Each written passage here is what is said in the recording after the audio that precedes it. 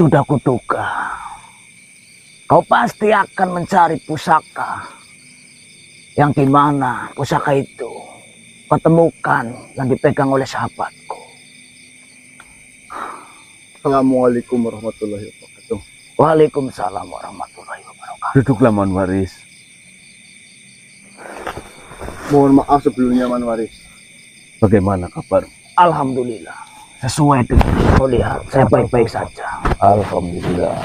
Kabarmu bagaimana? Seperti yang kau lihat, Allah menjaga saya dengan kondisi yang sangat sehat ini. Alhamdulillah. Pak Yai.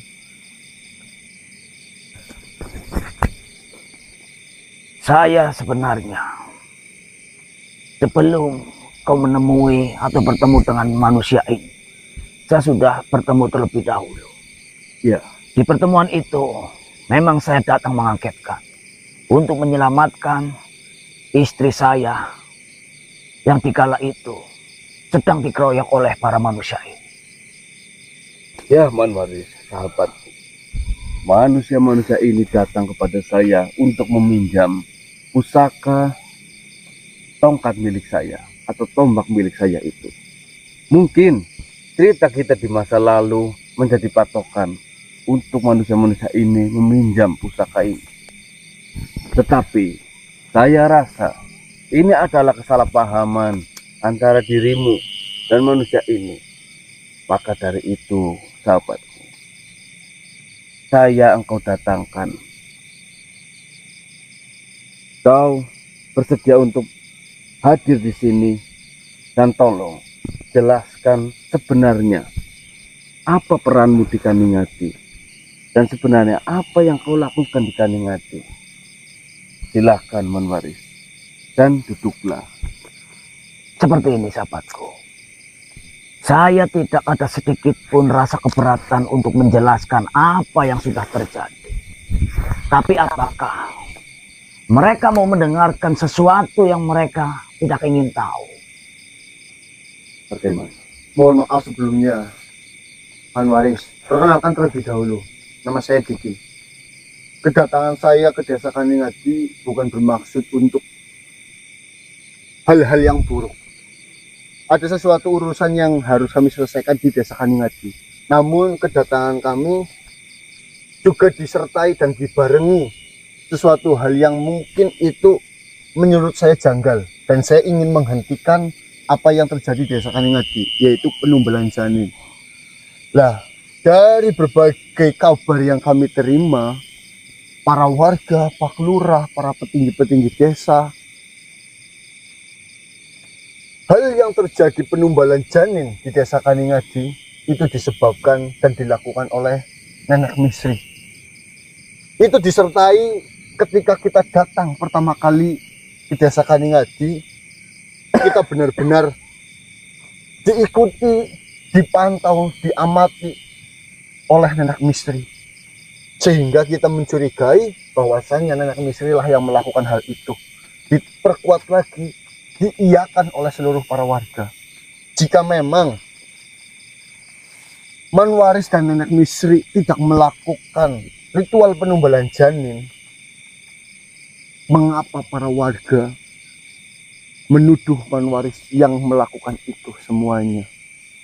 Silahkan Manwaris jelaskan agar kami paham, agar saya tidak salah paham kepada Manwaris. Sebelumnya saya meminta maaf mewakili semua teman-teman saya jika pertemuan kami itu melukai dan mencederai Nenek Misri. Kemarilah. Kau bisa jelaskan ini dengan Silakan duduk Manwaris.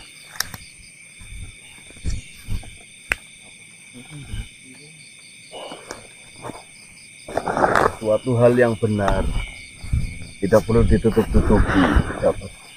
Kau ceritakan saja sebenarnya apa yang terjadi. Seperti ini, saya akan menceritakan dan saya akan menjawab pertanyaan-pertanyaan yang sudah kau lontarkan. Yang pertama, saya sudah memaafkan kalian. Waktu pertama kita bertemu, sedikit pun Saya tidak memiliki rasa dendam. Itu yang kalian harus tahu. Yang kedua, demi Allah, nyawa saya yang ada pada genggamannya. Dan alam semesta ini menjadi saksi.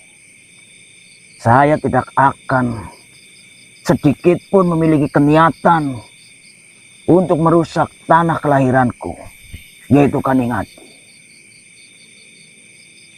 Saya akan menceritakan sejujur-jujurnya. Seperti ini.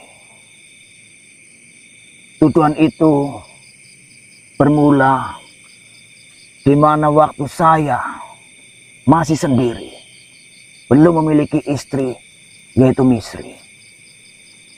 Dulu saya di desa Kaningadi, banyak sekali yang mempercayai kepada saya. Dari berbagai wilayah datang meminta bantuan kepada saya, meminta saran kepada saya. Ada yang datang dalam keadaan yang sakit.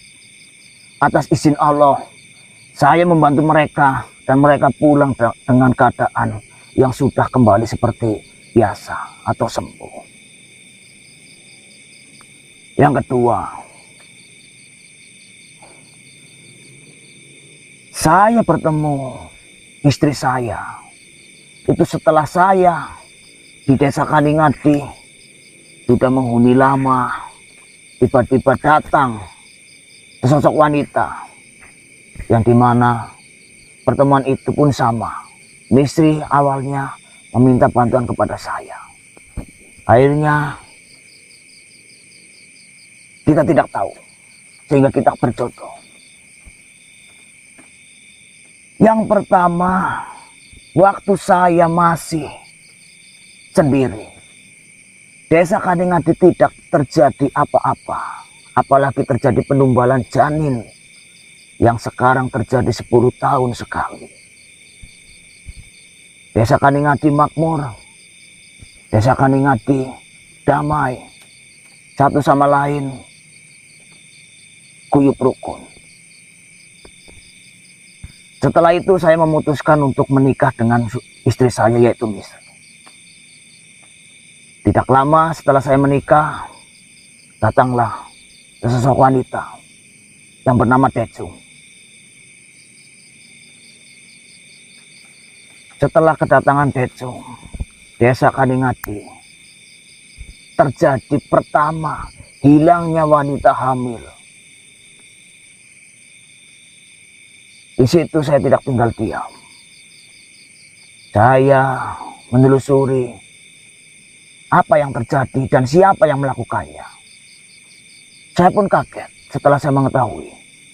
Ternyata yang melakukan penculikan atau melakukan penumbalan ternyata Decung, wanita pendatang yang tidak tahu asalnya dari mana.